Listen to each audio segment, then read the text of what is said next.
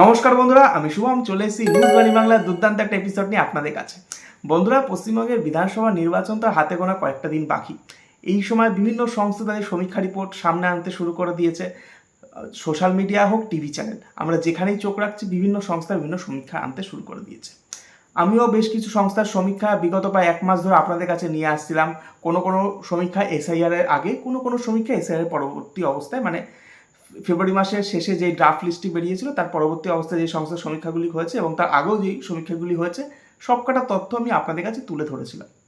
তবে এখন কিন্তু বড় বড় মহারথীরাও কিন্তু সমীক্ষা রিপোর্ট শুরু করে দিয়েছে, অর্থাৎ বড় বড় চ্যানেলগুলো সমীক্ষা রিপোর্ট কিন্তু আস্তে আস্তে শুরু করে দিয়েছে এবং সেটা কিন্তু চমকে ভরা একদম। এই রিপোর্টটা যখন আপনাদের কাছে শোনাবো সেটাও কিন্তু আপনাদের মধ্যে একই রিয়াকশান থাকবে, পুরোপুরি চমকে ভরা। কারণ এই রিপোর্ট যদি বাস্তবায়িত হয়, আমি জানি না এই রিপোর্ট 4 মে মিলবে হ্যাঁ কি না, কিন্তু এই রিপোর্ট যদি মেলে পশ্চিমবঙ্গের আসন্ন বিধানসভা নির্বাচনে কিন্তু অনেক অঙ্ক বদলে যেতে চলেছে। আমি কিন্তু সেটা আগেই বলে রাখলাম।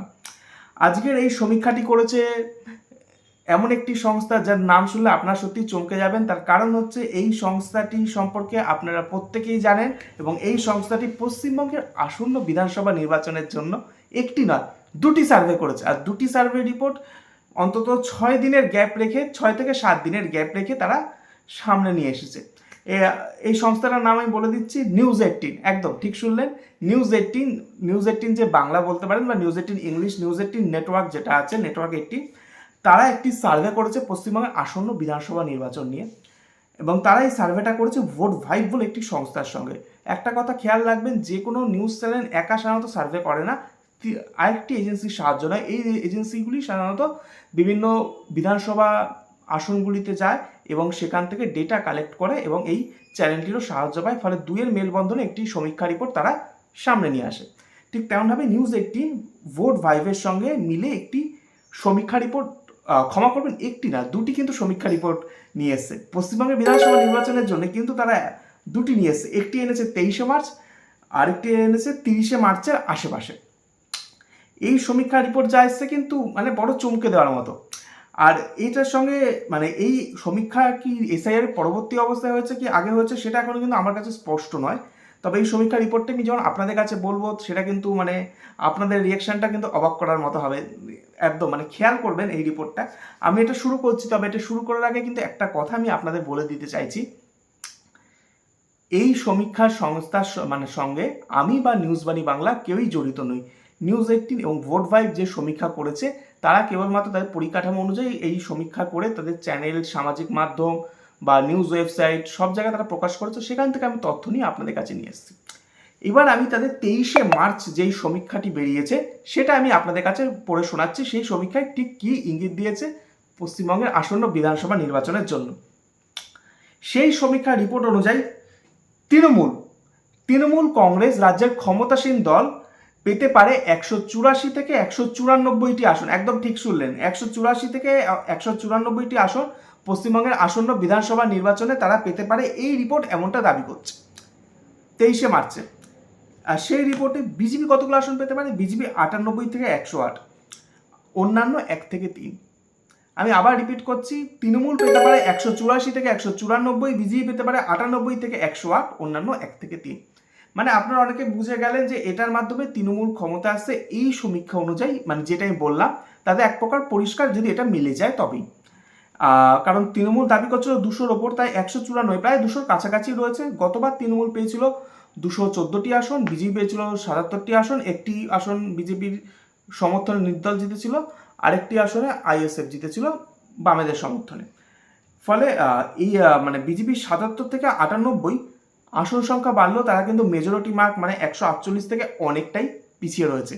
কিন্তু এই সমীক্ষা অনুযায়ী কিন্তু তৃণমূল অনেক এগিয়ে রয়েছে বিজেপির থেকে, বলা যায় প্রায় 100 সিটে এগিয়ে রয়েছে। কিন্তু খেলা ঘুরে গেছে 30শে মার্চের একটি সমীক্ষা, একই সংস্থা নিউজ18 এবং ভোট ভাইব প্রায় 7 দিনের ব্যবধানে আরেকটি সমীক্ষা নিয়ে এসছে। আমি জানি না এরা পরবর্তীতে আরও সমীক্ষা নিয়ে আসবে হ্যাঁ কি না, কিন্তু 30শে মার্চ যে সমীক্ষা নিয়ে এসছে সেটা শুনলে আপনারা চমকে যান, মাত্র 7 দিনের ব্যবধানে। এবং এই সমীক্ষা রিপোর্ট যখন আমি দেখেছি মানে আমি অবাক হয়ে গেছি, কি করে এত কম ব্যবধানে এরকম মার্জিনের ফিগার হয়ে গেল। এটা বেশ অবাক করার মতো বিষয়। এটা কি এসআই এর পরবর্তী ডেটা নিয়ে এই পরবর্তী সমীক্ষাটা করা হয়েছে কিনা সেটা আমার কাছে কিন্তু স্পষ্ট নয়, কিন্তু পরের সমীক্ষাটা যেটা এসছে সেটা কিন্তু বেশ চমকে দেওয়ার মতো। হ্যাঁ, একদম, মানে এই সমীক্ষা রিপোর্ট যদি মিলে যায় তাহলে কিন্তু পশ্চিমবঙ্গের আসন্ন বিধানসভা নির্বাচনে অনেক অঙ্ক বদলে যেতে চলেছে, মার্ক মাই ওয়ার্ড। তাহলে আমি শুরু করছি নিউজ18 পোল এবং ভোট ভাইভের পরবর্তী সমীক্ষা 30শে মার্চ। আগেরটা এটা বললাম সেটা 23শে মার্চ, পরবর্তী সমীক্ষা 30শে মার্চ। তারা কি বলেছে?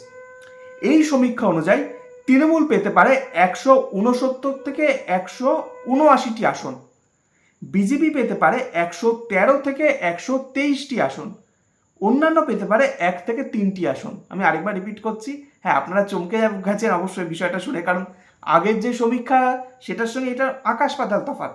23শে মার্চ এই সংস্থা জানিয়েছিল তৃণমূল পেতে পারে 184 থেকে 194টি আসন, এখন তারা বলছে তৃণমূল পেতে পারে 169 থেকে 179টি আসন। কতগুলো কমে এসছে ভেবে নিন।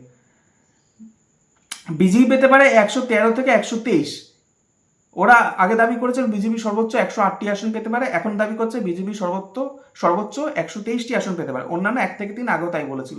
মানে বিজেপির আসন 30শে মার্চ সমীক্ষায় তারা কতগুলি বাড়িয়ে দিয়েছে। পশ্চিমবঙ্গের কিন্তু বিধানসভায় ক্ষমতায় আসতে গেলে 148টি আসন দরকার। আপনারা হিসাব করে নিন বিজেপি এই মুহূর্তে ঠিক কতগুলি আসন পিছিয়ে রয়েছে। ভোটের কিন্তু এখনো 1 মাস বাকি। কোনো দল কিন্তু এখনো সেভাবে প্রচার হালকা হালকা শুরু করেছে।